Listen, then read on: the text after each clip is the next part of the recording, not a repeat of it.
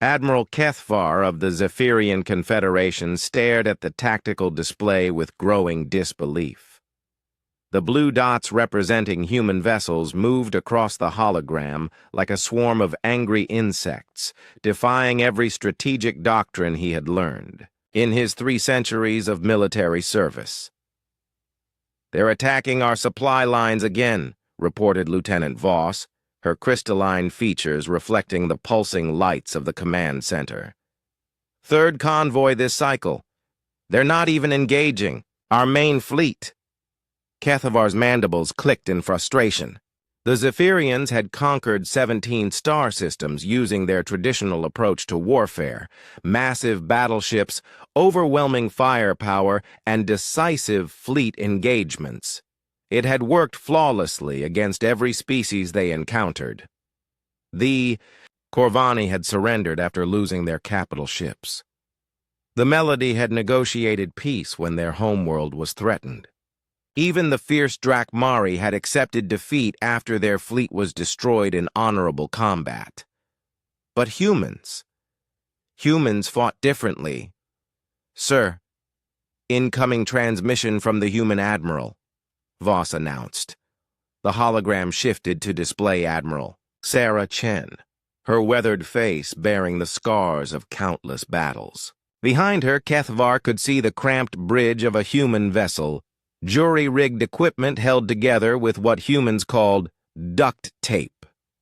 "Admiral Kethvar," Chen began, her voice steady despite commanding from a ship barely a quarter the size of his flagship.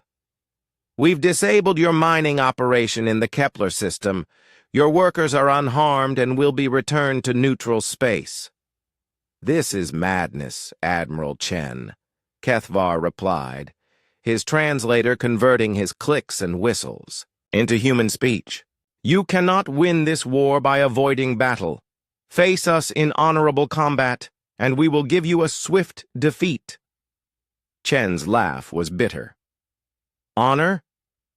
You invaded our colonies, enslaved our people, and demanded our surrender. We tried honor first, Admiral. It didn't work out too well for us." The transmission ended, leaving Kethvar staring at empty space. 3 months ago, the human fleet had been crushed in the Battle of Proxima. Their remaining forces should have surrendered. Instead, they had scattered like wind-blown seeds, transforming from a navy into something the Zephyrians had no word for. "Sir," Voss interrupted his thoughts, "we're receiving reports from across the sector. The humans have simultaneously struck our fuel depot at Rigel, our communications array at Wolf 359, and our forward base at Vega." "Impossible. We tracked all their major vessels." "They're using civilian ships, sir. Cargo haulers, passenger liners, even mining vessels. They've armed everything that can mount a weapon." Kethvar's secondary arms twitched in agitation. In Zephyrian culture, civilians remained separate from military conflicts. It was a fundamental law of civilized warfare observed by every species in known space.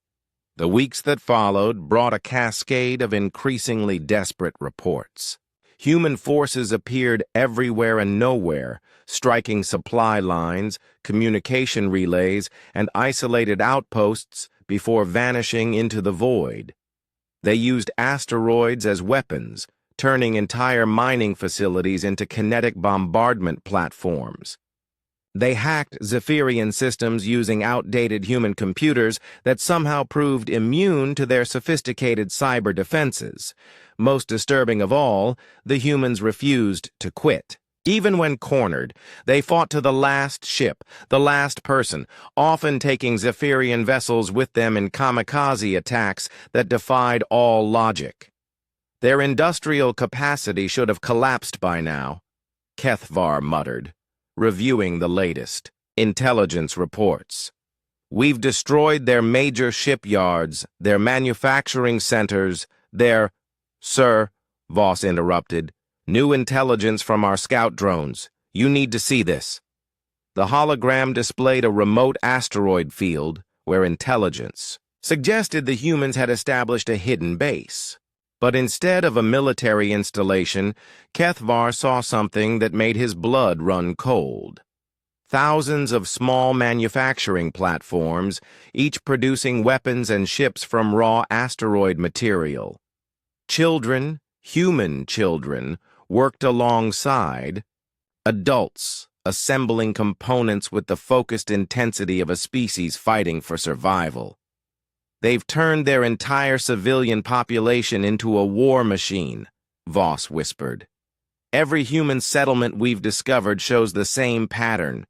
Factories in homes, weapons production in schools, military training for every citizen from age 12 upward.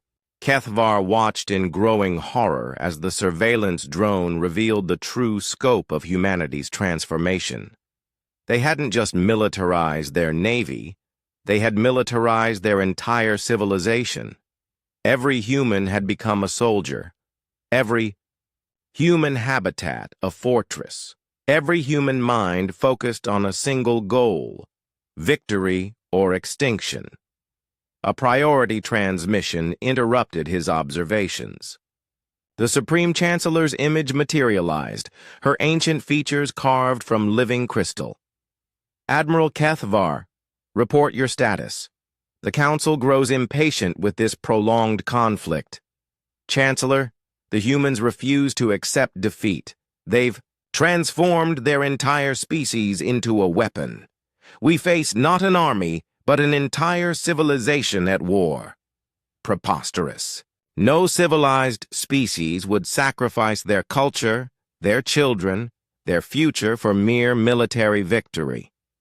With respect, Chancellor, the humans appear to believe they have no future unless they achieve military victory. They call it total war. The complete mobilization of their society, economy, and population for warfare. The Chancellor's crystalline features shifted in disbelief. Such a thing is impossible. It would destroy their civilization even if they won. Yes, Chancellor.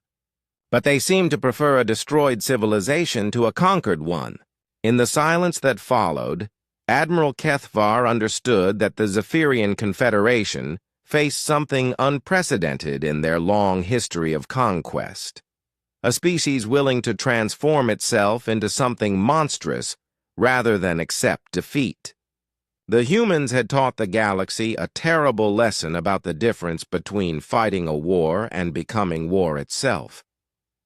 As another report arrived of human forces striking deep behind Zephyrian lines, Kethvar realized with growing dread that his people might have awakened something in humanity that could never be put back to sleep, even after the war ended.